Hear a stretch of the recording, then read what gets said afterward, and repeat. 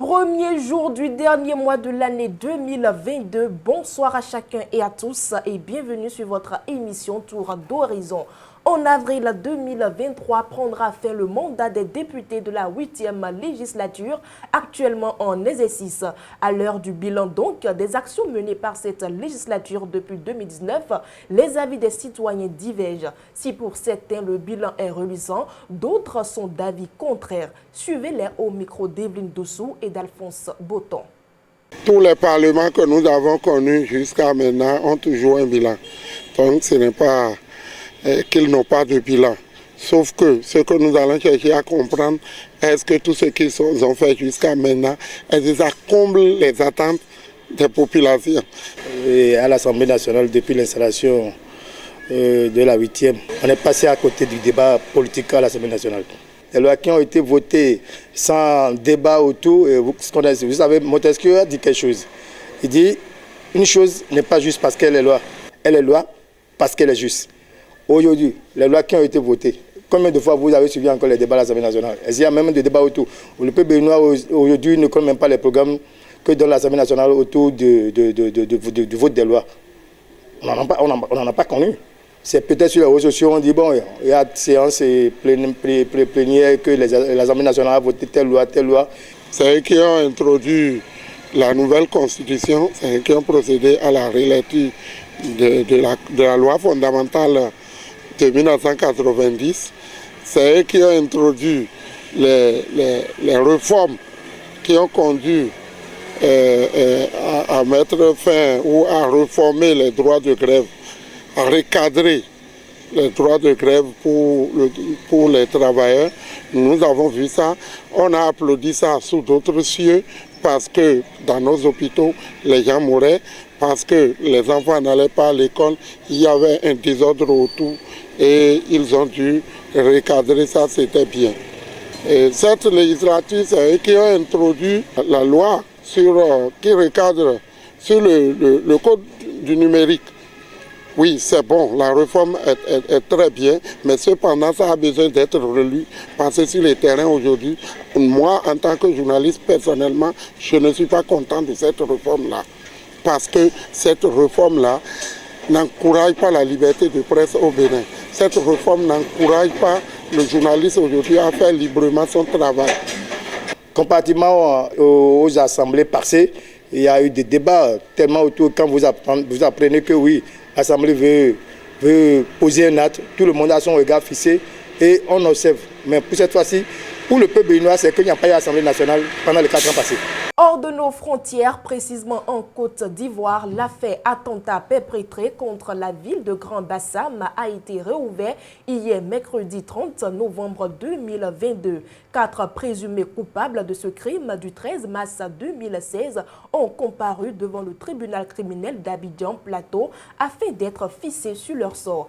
Evelyne Dossou revient sur les détails du procès. Sur la terre ivoirienne, le procès de l'attentat terroriste perpétré contre la ville de Grand Bassam le 13 mars 2016 a enfin démarré ce mercredi 30 novembre 2022 au tribunal criminel d'Abidjan Plateau. Dans le boss des accusés, 4 individus répondent aux identités suivantes: Sissé Mohamed, Sidi Mohamed, Kunta Sidi Mohamed et Barry Hassan. Tous sont inculpés d'assassinat, action d'assassinat et de plusieurs autres chefs d'accusation. Premier à être appelé à la barre par le juge Charles Bini, président du tribunal criminel d'Abidjan Plateau, le nommé Sissé Mohamed, de nationalité malienne, vivant en Côte d'Ivoire depuis 1987 et père de 5 enfants, chauffeur de profession, selon les dires, est celui qui transportait Kunta Dalla pour toutes ses courses durant son séjour à Abidjan. Entre énervement et frustration devant l'interrogatoire musclé du procureur, Sissé Mohamed craque à nouveau et fond en larmes. Si je savais que Kunta Dalla avait des intentions pareilles, jamais je ne l'aurais aidé, regrette-t-il. Face à l'avancée de la pénombre dans la salle, le président de l'audience, le juge Charles Bini,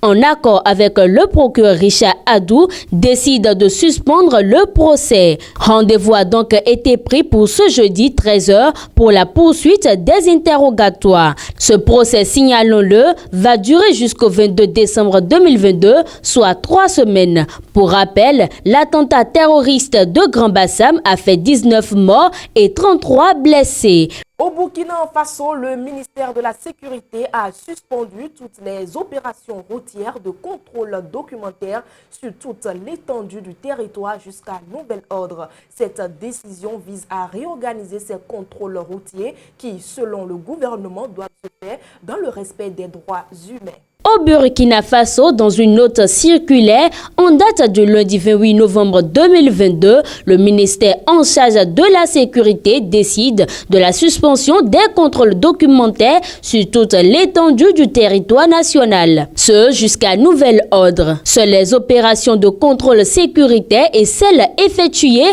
dans les postes frontaliers sont autorisées. Le ministère rappelle que les opérations de contrôle sécuritaire doivent s'exécuter dans le respect des droits humains et de la dignité des personnes. Aussi, les opérations de contrôle routier doivent s'inscrire dans une dynamique de prévention et de lutte contre la criminalité en général et le terrorisme en particulier. Il est précisé que ces opérations portent essentiellement d'abord sur l'identité du conducteur et des autres occupants du véhicule. Ensuite, sur la fouille du véhicule et des bagages des passagers. Et enfin, sur la fouille palpation du conducteur et des autres occupants du véhicule s'il y a lieu. Par conséquent, il est porté à la connaissance de tous que le contrôle documentaire ne pourra se faire que sur instruction du ministère de la Sécurité. À cet effet, le colonel Boukare Zungrana, ministre de la Sécurité, affirme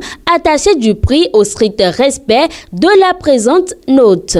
Mesdames et messieurs, c'était le contenu du bulletin d'information du jeudi 1er décembre 2022. On se retrouve tout juste après ceci. Guérit TV Monde casse ses prix. Waouh! Chers candidats aux législatives, profitez de cette opportunité que le leader des Web TV vous offre pour mieux faire connaître vos ambitions et le projet de société de votre parti politique. Et tout ceci à un prix défiant toute concurrence. Pour plus d'informations, appelez le service commercial au 00229 91 19 10 10. Guérit TV Monde, le leader des Web TV. Révalorisation salariale au Bénin du concret bientôt, s'interroge le chroniqueur Massa Gaspard Adjamossi de la chronique du jour que je vous invite à suivre. Revalorisation des salaires au Bénin, du concret bientôt. La revalorisation des salaires au Bénin, réclamée à corps et à cri depuis quelque temps par les salariés aussi bien du secteur public que du secteur privé, ne semble plus être une chimère. Certains avaient pris en son temps cette annonce du chef de l'État comme une simple promesse ou une annonce sans lendemain. Des actes concrets ont été posés et continuent d'être posés afin que cette annonce se traduise en réalité dans les prochains jours. Le scepticisme noté auprès de certains Béninois pourrait bien se traduire bientôt en une réalité. Déjà, une première rencontre le 26 avril 2022 entre le président de la République entouré de ses ministres d'une part et les confédérations syndicales représentatives et les organisations des employeurs d'autre part avait permis déjà d'avoir une idée de ce que pourra être cette revalorisation salariale. D'une part, il y aura la revalorisation des salaires et d'autre part, la revalorisation du salaire minimum interprofessionnel garanti SMIG.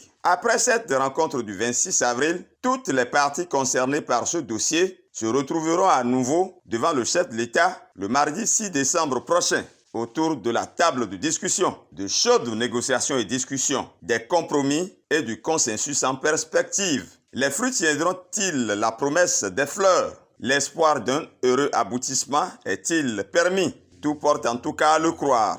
Les représentants des travailleurs et des employeurs n'obtiendront certainement pas tout ce qu'ils souhaitent, mais ils feront tout ce qui est en leur pouvoir afin d'obtenir l'essentiel du gouvernement. De la rencontre du 26 avril dernier, on peut déjà retenir que le SMIC connaîtra une augmentation d'environ 30%, soit passera de 40 000 francs à 52 000 francs CFA, avec l'obligation faite aux employeurs de souscrire une assurance santé obligatoire pour leurs salariés à partir du 1er janvier 2023. Il a été aussi retenu qu'une cagnotte globale sera dégagée et répartie d'une part pour une augmentation des salaires et d'autre part pour l'amélioration de la situation des aspirants au métier de l'enseignement ainsi qu'au recrutement de jeunes. On retient enfin 2 niveaux d'augmentation du salaire. Une augmentation du point d'indice pour impacter aussi bien les pensions de retraite que les salaires.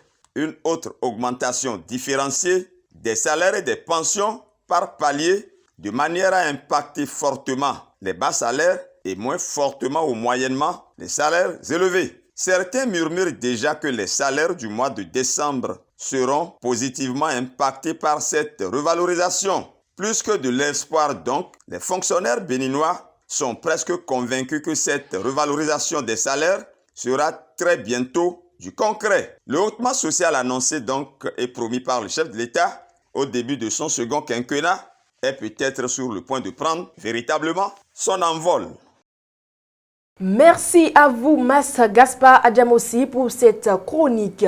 Mesdames et messieurs, c'est toujours un plaisir pour nous de recevoir pour vous Charles Alban Daoui dans le forum de discussion de ce soir. Charles Alban Daoui, bonsoir. Bonsoir, Latifat Kaweda. La 8e législature tire à sa fin et c'est l'heure du bilan. Malgré l'abondante production législative dont elle se vante, pourquoi n'est-elle pas toujours bien perçue dans l'opinion publique ? Vous savez, il y a plusieurs raisons qui justifient cela. Vous avez parlé de la 8e législature. Cela veut dire qu'il y a eu par le passé 7 autres législatives. Et donc, quand on prend l'histoire de l'Assemblée nationale, du Parlement au Bénin, notamment à partir de 1990, où le Bénin a décidé de faire l'expérience de la démocratie, les premières législatives ont été organisées en 1991. Et à l'issue de ces élections-là, le Parlement comptait 64 sièges, 64 députés. Et ces sièges-là étaient partagés entre 4 forces politiques. Et tenez-vous tranquille, il s'agissait bel et bien de forces politiques antagonistes, des forces politiques qui ne tenaient pas le même discours, c'est-à-dire que la mouvance était distincte de l'opposition. Par la suite, il y a eu les élections de 1995 et au Parlement, c'est à cette époque que le nombre de députés est passé de 64 à 83 et à cette législature-là, il y avait 19 partis politiques, mouvements, alliances et consorts. Toujours des forces qui ne tiennent pas le même discours. Par la suite, les élections de 1999, il y avait au Parlement 16 forces politiques et qui étaient donc présentes et qui se sont partagées donc les 83 sièges. Par la suite, les élections de 2003, il y avait 12 forces politiques présentes au Parlement. Ensuite, 2007, on avait 12 également forces politiques. Et par la suite, 2011, il y avait 8 partis politiques, alliances et consorts qui se sont partagés les 83 sièges. En 2015, il y avait 11 partis, alliances et forces politiques et donc qui se sont également partager les 83 sièges. C'est seulement en 2019 que nous avons eu pour la première fois dans l'histoire du Parlement béninois 2 forces politiques présentes au Parlement et ce n'est même pas le nombre qui fait problème, c'est le fait qu'il s'agit de 2 forces politiques de la même obédience. Autrement dit, 2 partis politiques qui se partagent les 83 sièges et il se fait que ces 83 députés-là disent la même chose. Ces 83 députés-là sont tous de la mouvance. C'est là le problème au fait. Et donc, cette configuration du Parlement à partir de 2019 a sans doute jeté du discrédit sur ce Parlement-là. Du coup, dans l'opinion publique, dans l'assentiment populaire, ce Parlement n'a vraiment pas reçu la caution populaire qu'il fallait, d'où, malgré que les députés de ce Parlement-là disent qu'ils ont fait, ils ont voté beaucoup de lois, ils ont eu une activité législative assez dense, les gens continuent de décrier ce Parlement, les gens continuent de trouver qu'il n'était pas vraiment un Parlement. Et quelle est, selon vous, l'autre raison ? Oui, en dehors de cette première raison, il y a également la qualité des débats qui sont menés au Parlement. Vous savez, les citoyens sont très regardants sur ce qui se dit au Parlement, parce que là, ils ne peuvent pas comprendre que dans une assemblée de personnes qui représentent la nation, de personnes qui représentent le peuple, de personnes qui représentent des individus d'obédience diverses, qu'on puisse avoir un silence plat, qu'on puisse avoir un calme plat, qu'on puisse voter des lois sans qu'il y ait vraiment de discussion, sans qu'il y ait vraiment de contradiction, sans qu'il y ait vraiment de choc. Par le passé, c'est ce que nous avons vécu, et les gens sont même allés jusqu'à comparer les dernières législatures, à savoir la 7e, la 6e, aux premières législatures où ils estimaient que la qualité du débat était beaucoup plus élevée, et ainsi de suite. Et donc, quand on a vécu cela dans le temps et dans l'espace, c'est que subitement, en 2019, parce qu'il y a eu des réformes entre-temps, on assiste à un Parlement où tout ce qui vient passe, il n'y a rien qui bloque, parce que le Parlement, c'est un espace de démocratie. Et pour que la démocratie s'exprime, on n'a pas besoin d'avoir 100% forcément. Des lois peuvent être votées avec 55 députés, avec 60 pour, et puis d'autres qui sont opposés. Mais quand vous regardez un peu les procès-verbaux des sessions et consorts, vous n'êtes pas certain, pour ce qui concerne la 8e législature, de voir des lois votées avec 60, avec 55, etc. députés. Pour la plupart, c'est toujours 83, sinon 70, sinon 80, pour dire que c'est un Parlement qui fait toujours l'unanimité autour des projets de loi ou des propositions de loi qu'on envoie en session. Donc voilà ces deux éléments. Quand on analyse dans la conscience populaire, il est donc, on peut comprendre, il est donc logique que les gens puissent dire oui, ce Parlement, il y a quelque chose à dire autour. On espère que voilà, cette législature est en train de finir, la 9e s'annonce, et heureusement que déjà il y a des prémices qui annoncent que voilà, la 8e ne sera pas comme la 9e, puisque déjà dans les partis qui sont dans le starting block pour les législatives de 2023, il y a des forces antagonistes, et on peut espérer que ces forces-là vont se retrouver au Parlement, et donc on n'aura plus un Parlement où on a des députés qui sont de la même obédience politique. Merci à vous, Charles Albandaoui, pour votre intervention. C'est moi qui vous remercie. Mesdames et messieurs, ainsi prend fin le forum de discussion du jeudi 1er décembre 2022. Suivons à présent la vidéo du jour que vous propose la rédaction de Guérit TV Monde. To Allah ya tsare takardunka daidai suke daidai takardunka suke sauka lafiya kai gyara